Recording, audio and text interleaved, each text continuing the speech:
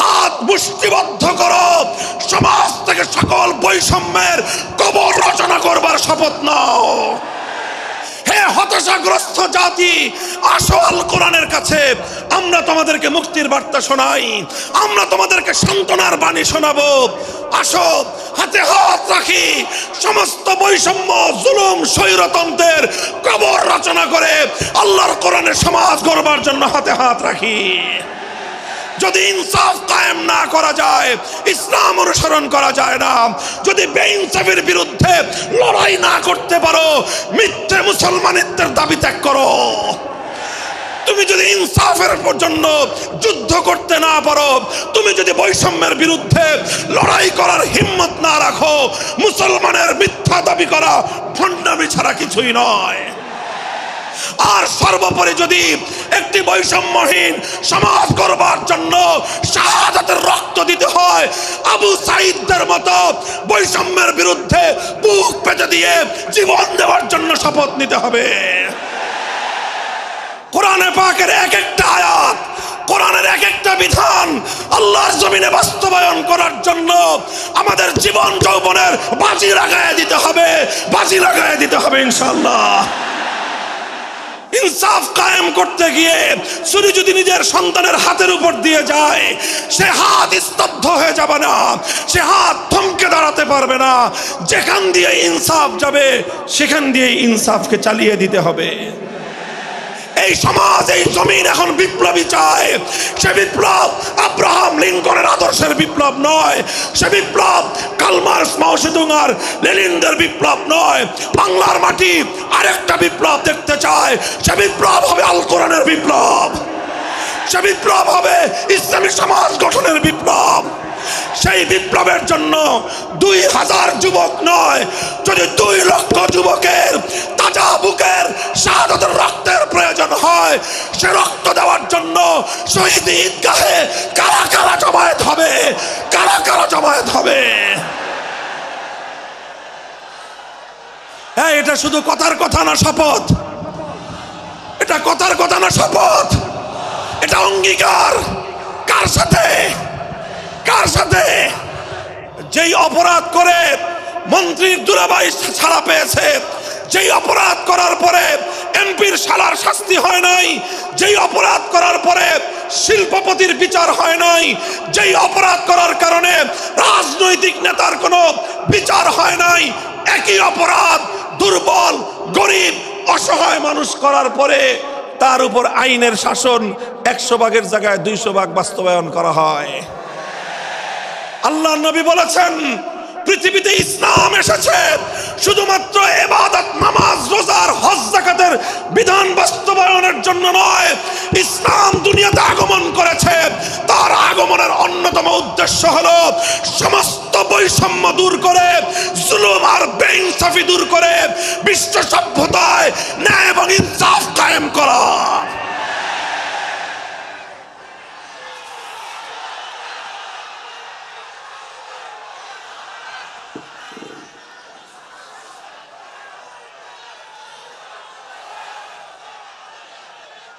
মনে রাখবেন, বৈষম্যহীন সমাজ গড়া এটা শুধু বৈষম্য বিরোধী ছাত্র নেতৃবৃন্দের দায়িত্ব নয়। বৈষম্যহীন সমাজ গড়া এটা শুধুমাত্র বৈষম্য বিরোধী ছাত্র নেতৃবৃন্দের দায়িত্ব নয়। বৈষম্যহীন সমাজ গড়া সর্বপ্রথম আল কোরআনের সৈনিকদের দায়িত্ব। বৈষম্যহীন সমাজ গড়া সর্বপ্রথম আল্লাহর নবীর সত্যিকার উম্মতদের দায়িত্ব। ওঠো, দাঁড়াও, হাত মুষ্টিবদ্ধ করো, সমাজ থেকে সকল বৈষম্যের কবর রচনা করবার শপথ নাও।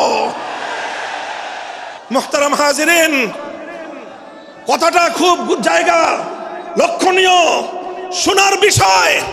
যারা একটা বৈষম্যহীন সমাজ দেখতে চাও, যারা জুলুম এবং অত্যাচারে অতিষ্ঠ হয়ে গিয়েছো, যাদের জীবনকে এই ধরনের অন্যায়, অবিচার, জুলুম, শোষণ, স্বৈরতন্ত্র যাদের অন্তর হৃদয়কে জ্বালিয়ে পুড়িয়ে ছারখার করে দিয়েছে, হে হতাশাগ্রস্ত জাতি, আসো আল কোরআনের কাছে, আমরা তোমাদেরকে মুক্তির বার্তা শোনাই, আমরা তোমাদেরকে সান্ত্বনার বাণী শোনাবো। আসো হাতে হাত রাখি, সমস্ত বৈষম্য, জুলুম, স্বৈরতন্ত্রের কবর রচনা করে আল্লাহর কোরআনের সমাজ গড়বার জন্য হাতে হাত রাখি। দেখেন, আল্লাহ পাক রব্বুল আলামিন যুগে যুগে যত নবী রাসূল প্রেরণ করেছেন, যুগে যুগে যত আসমানি কিতাব আল্লাহর পক্ষ থেকে অবতীর্ণ হয়েছে, কেন হয়েছে?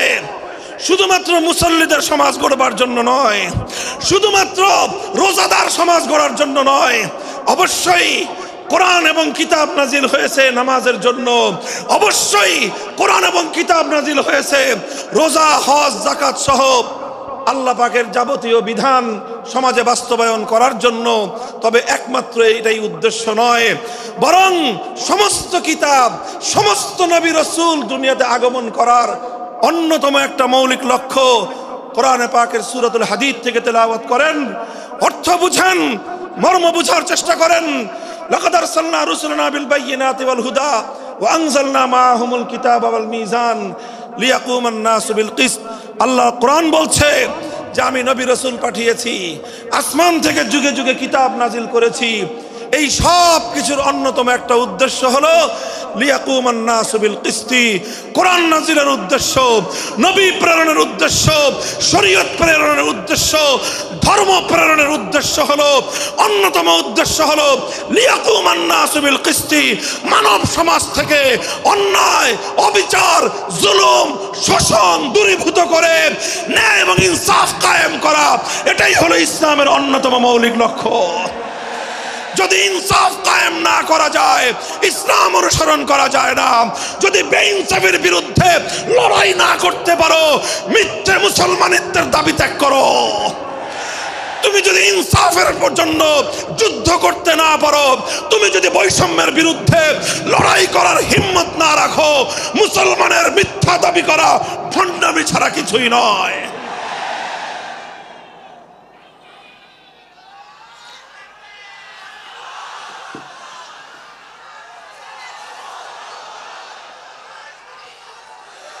এই জন্য আমাদেরকে বুঝতে হবে, আমাদের জীবনের অন্যতম মিশন, যে জন্য আল্লাহ তার নবীদেরকে পাঠিয়েছেন, নবীদের জীবনের মিশন যা ছিল, নবীর উত্তরাধিকারী, নবীর অনুসারীদের জীবনের মিশনও সেটাই হবে।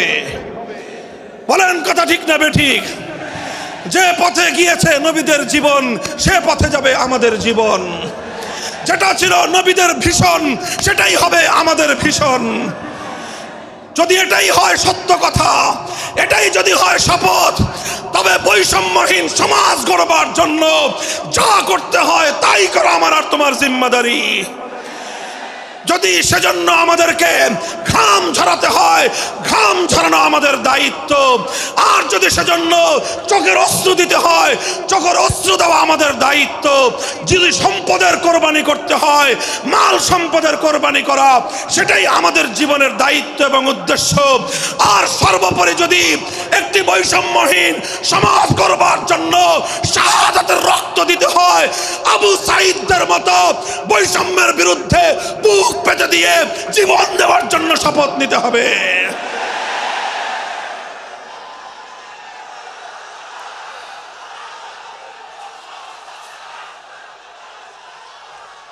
এই প্রস্তুত থাকবেন তো ইনশাআল্লাহ?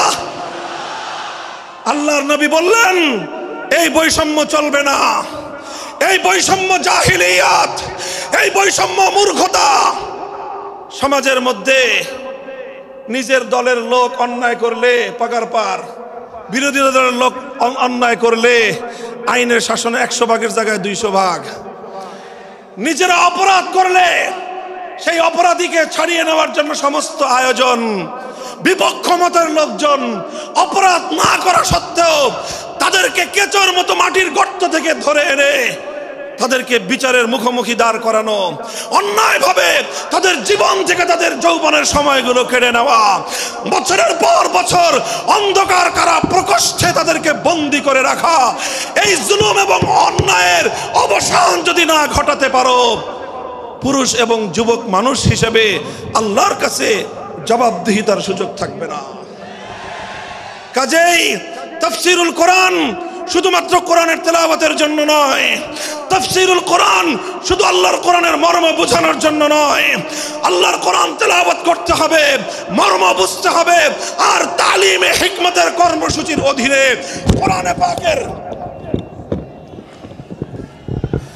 কোরআনে পাকের এক একটা আয়াত, কোরআনের এক একটা বিধান আল্লাহর জমিনে বাস্তবায়ন করার জন্য আমাদের জীবন যৌবনের বাজি লাগায় দিতে হবে ইনশাআল্লাহ।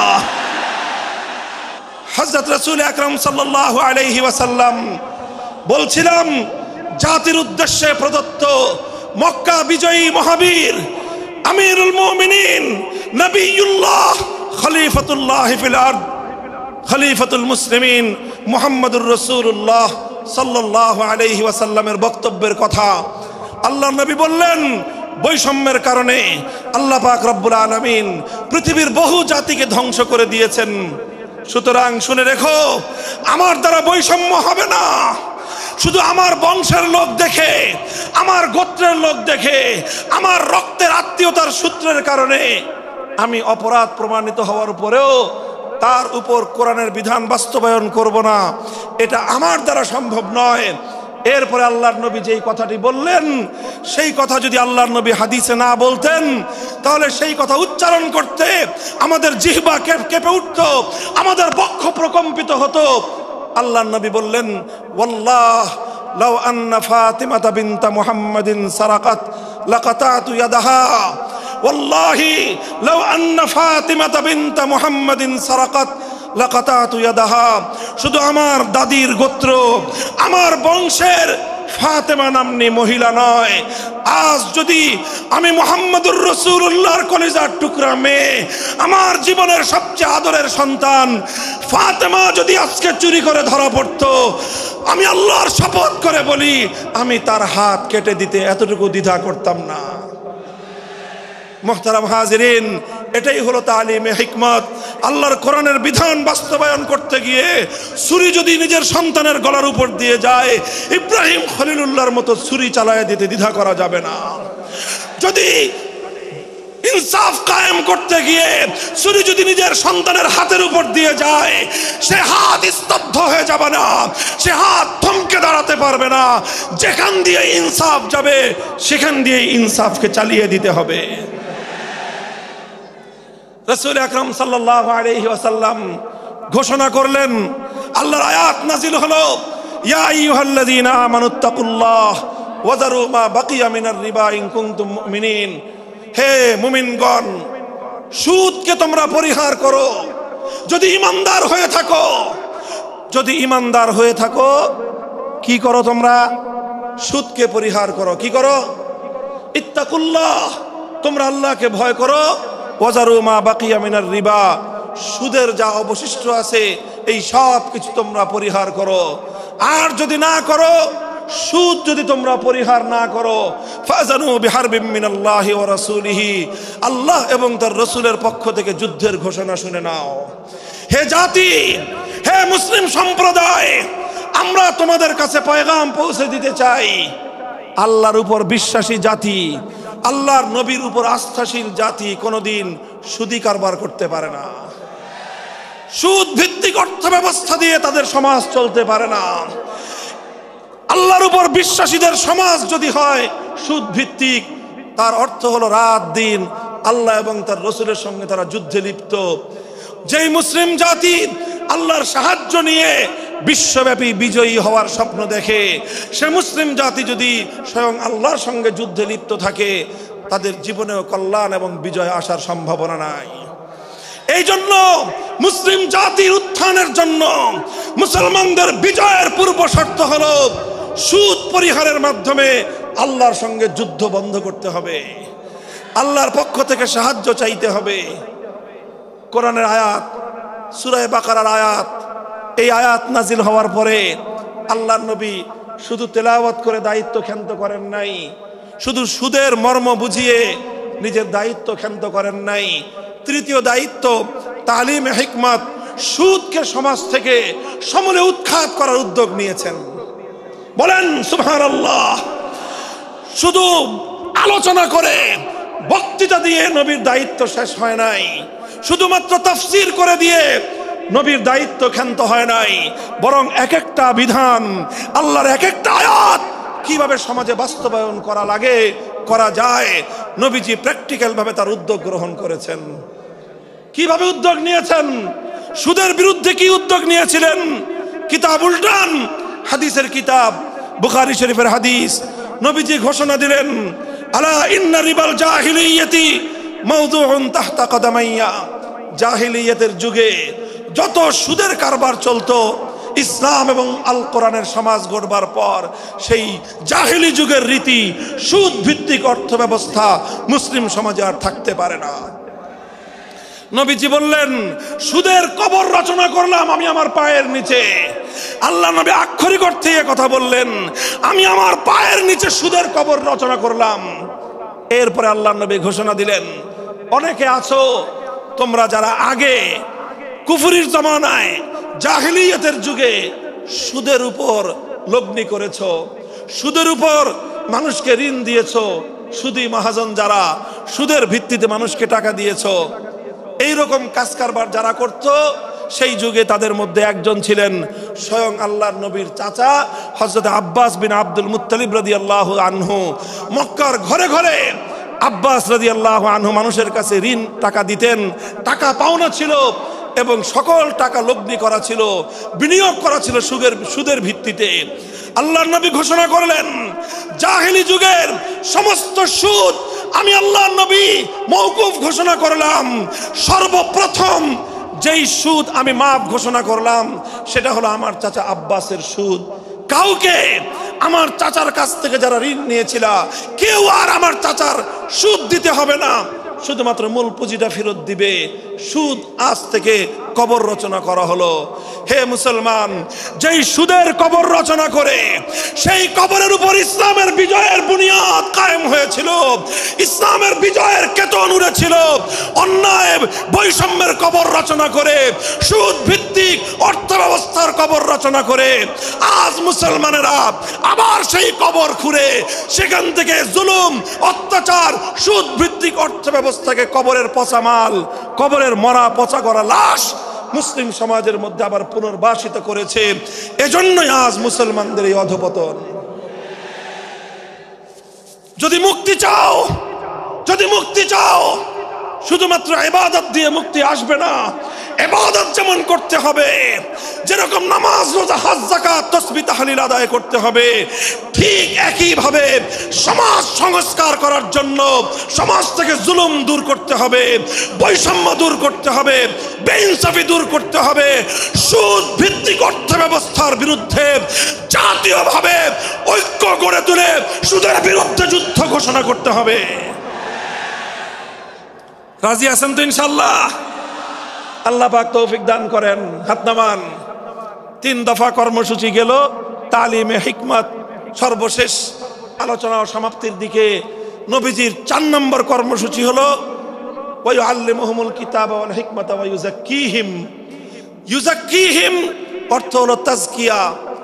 তাজকিয়ার অনেক অর্থ। তাজকিয়া বলে শুধুমাত্র পীর মুরিদি বোঝানো হয়, তাজকিয়া বলে শুধুমাত্র তাসাউফ চর্চা বোঝানো হয়, তাজকিয়া বলে শুধুমাত্র কিছু ওজিফা আদায় করা বোঝানো হয়। তাজকিয়ার আসল সারমর্ম হলো, একটু লক্ষ্য করে বুঝেন, খুব গভীর এবং তাৎপর্যময় একটা কথা। তাজকিয়ার মূল অর্থ হলো, দেখেন কর্মসূচি ছিল কয়টা? 4টা। 1 নম্বর কর্মসূচি ছিল তেলাওয়াতে কিতাবুল্লাহ, আল্লাহর কিতাবের তেলাওয়াত। 2 নম্বর কর্মসূচি ছিল তালিমে কিতাব, কিতাবুল্লাহ, আল্লাহর কিতাবের মর্ম বোঝানো। 3 নম্বর কর্মসূচি ছিল তালিমে হিকমত, অর্থাৎ আল্লাহর কিতাবের প্রত্যেকটা বিধান, প্রত্যেকটা বিষয়কে প্র্যাকটিক্যাল আমলে পরিণত করা, কার্যে পরিণত করা। কথা ঠিক না বেঠিক? 3 নম্বর কর্মসূচি হলো শুধু আমলে পরিণত করাই দায়িত্ব শেষ নয়, বরং আমলে পরিণত করার পরেও আরো অগ্রসর হতে হবে। 4 নম্বর কর্মসূচি হলো আল্লাহর কোরআনকে নিজের আখলাক এবং নিজের চরিত্রে পরিণত করা। কোরআনকে চরিত্রে পরিণত করা, কোরআনের চরিত্র অর্জন করা। কোরআন যে আখলাকের কথা বলেছে, কোরআন যেই চরিত্রের কথা বলেছে, সেই কোরআনই চরিত্র যখন একজন মানুষ গঠন করতে পারে, এটাকেই বলা হয় তাজকিয়া, এটার নামই হলো তাসাউফ। মুহতারাম হাজিরিন, আল্লাহর নবী নিজের জীবনে 100% আল্লাহর কোরআনকে নিজের চরিত্রে পরিণত করতে পেরেছিলেন। এই জন্য যদি কেউ জিজ্ঞাসা করে আল্লাহর নবীর সিরাত কি, নবীর জীবনীটা কি, বলেন তো, সবচেয়ে সংক্ষিপ্ত অথচ সবচেয়ে পূর্ণাঙ্গ জবাব হলো, কি বললাম, সবচেয়ে সংক্ষিপ্ত অথচ সবচেয়ে পূর্ণাঙ্গ। নবীর জীবন সম্পর্কে সবচেয়ে সংক্ষিপ্ত এবং সবচেয়ে পূর্ণাঙ্গ বর্ণনা হলো কানা খুলুকুহু আল কোরআন, আমার নবীর চরিত্র ছিল কোরআন। কোরআন যা বলেছে নবীর চরিত্রে সেটা বাস্তবায়িত হয়েছে, নবীর আখলাকে সেটা বাস্তবায়িত হয়েছে। নবীজির কথাবার্তা, নবীজির উঠা বসা, নবীজির আচার ব্যবহার, নবীজির প্রত্যেকটা অ্যাক্টিভিটি, এমনকি চিন্তা চেতনা, সব যখন আল্লাহর কোরআন অনুযায়ী তৈরি হয় তখন সেটাকেই বলা হয় তাজকিয়া। আর এটাই হলো কোরআনকে কেন্দ্র করে চতুর্থ কর্মসূচি। মুহতারাম হাজিরিন, আমি আমার আলোচনা এবার সমাপ্তির দিকে টেনে নিয়ে যাই। আসুন আমরা আল্লাহর কোরআনকে সেন্টারে রেখে একটা সমাজ বিনির্মাণের চেষ্টা করি। সেই সমাজ বিনির্মাণের জন্য প্রথম কাজ, ঘরে ঘরে কানে কানে কোরআনের তেলাওয়াতের আওয়াজ পৌঁছে দেই। 2 নম্বর, প্রতিটি মুসলমানের কাছে কোরআনের মর্ম বোঝানোর চেষ্টা পৌঁছে দেই। 3 নম্বর হলো কোরআনের প্রত্যেকটা বিধান সমাজে, ব্যক্তিগত জীবনে, পরিবার জীবনে, সমাজে, রাষ্ট্র জীবনে বাস্তবায়ন করার উদ্যোগ নেই। চতুর্থ কর্মসূচি হলো আল্লাহর কোরআনকে নিজের আখলাক, নিজের চরিত্রে রূপান্তরিত করার জন্য সর্বাত্মক চেষ্টা চালাই। ইনশাআল্লাহ রাজি আছি তো? ইনশাআল্লাহ রাজি আছেন তো? আল্লাহর কোরআন শুধুমাত্র তেলাওয়াত নয়, শুধুমাত্র তাফসীর আর ব্যাখ্যা নয়, এই কোরআনকে বাস্তবে পরিণত করবার জন্য মুসলমানরা যদি উদ্যোগ গ্রহণ করে, আগামীর বিশ্ব হবে ইসলামের বিশ্ব, আগামীর বিশ্ব হবে আল কোরআনের বিশ্ব ইনশাআল্লাহ। বাংলাদেশ বাংলাদেশ বাংলাদেশ নিয়ে আমার আখেরি বার্তা এখন হলো, বিপ্লবের জন্য বাংলাদেশ উর্বর হয়ে আছে।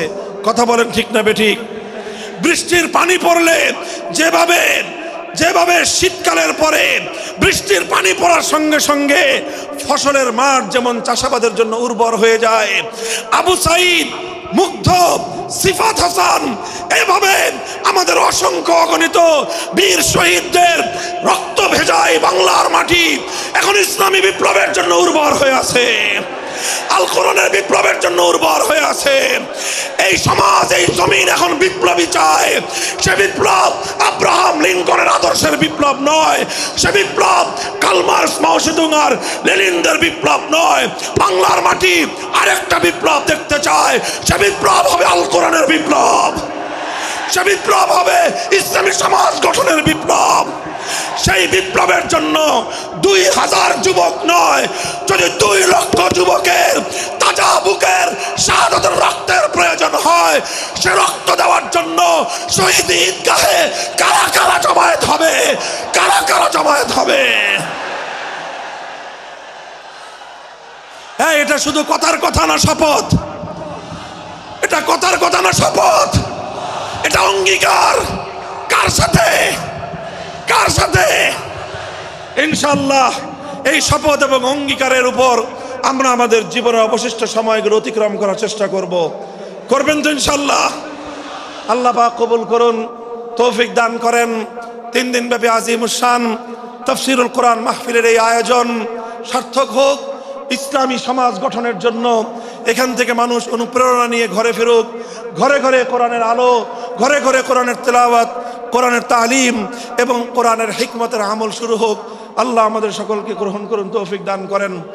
ওয়া আখিরু দাওয়ানা আলহামদুলিল্লাহি রাব্বিল আলামিন। সুবহানাল্লাহি ওয়া বিহামদিহি, সুবহানাকাল্লাহুম্মা বিহামদিক, আশহাদু আল্লা ইলাহা ইল্লা আনতা, আস্তাগফিরুকা ওয়া আতুবু ইলাইক।